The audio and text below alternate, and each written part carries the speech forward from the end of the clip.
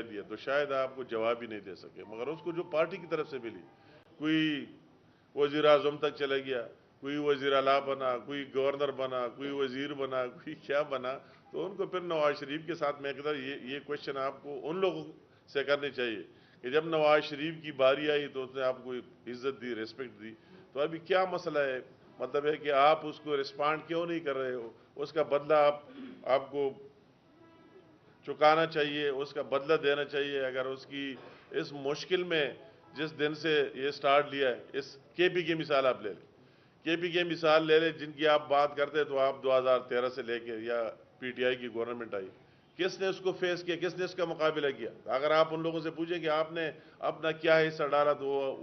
وہ آپ کو جواب دے دیں۔ 2018 میں اگر ہم انتخابات کے لیے نکلے تو ان لوگوں نے تو نواز شریف کی ٹکٹ کو بھی مسترد کیا۔ اس پر میں آگے بات میں نہیں جانا چاہتا ہوں کہ وہ شیر کا نشان ہی نہیں لیا گیا، یہ ہمیں سوٹ ہی نہیں کرتا،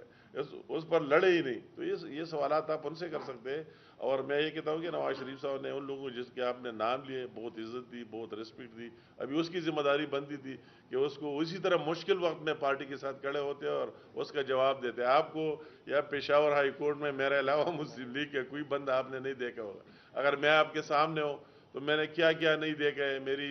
بیوی کی بھی ارسٹ کی وارنٹ جاری ہوئی، میرے بیٹے کو بھی جیل میں ڈالا گیا، میرے بھی وارنٹ جاری ہوئی، 3.5 سال میں بیوی ہے میرا، اور ہر ہفتے کو ہائی کورٹ میں آ کے آپ سے ملتا بھی تھا اور بات بھی کرتا تھا۔ تو جب ایک پارٹی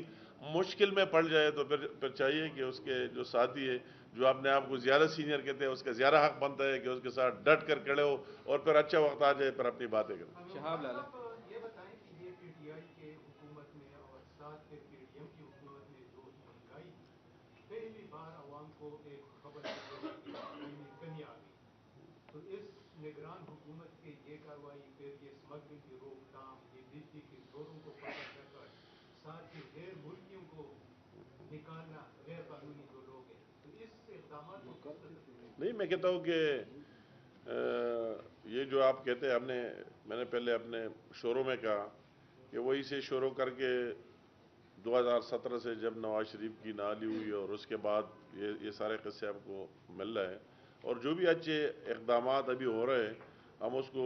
ہم سب کو اس کو اچھی نظر سے دیکھنا چاہیے۔ ہمیں تو پھر باری نہیں مل گئی، ہمیں 14 مہینے شہباز شریف صاحب پرائم منسٹر رہا تو ہماری پارٹی بھی 16 پارٹیاں تھیں، 16 پارٹیوں کی گورنمنٹ تھی، اس میں اس کی اس طرح اختیار، اتھارٹی، اپنے جو ویژن، اس کی امپلیمنٹیشن، مگر وہی اس نے جتنی محنت کی آپ سب کے سامنے دن رات محنت کی، جو اس کا سپیڈ ہے، کام ہے، مگر ہمیں اس طرح موقع ہی نہیں ملا۔ تو میں کہتا ہوں جس کو بھی موقع ملتا ہے اور اپنے پالیسی اور اس کو امپلیمنٹ کر سکتے ہیں، اچھا ہم اچھی نظر سے دیکھتے ہیں۔ اس میں جو ابھی ہمیں کھل کر بات کر لینی چاہیے، اس میں کون سی بات ہے؟ اگر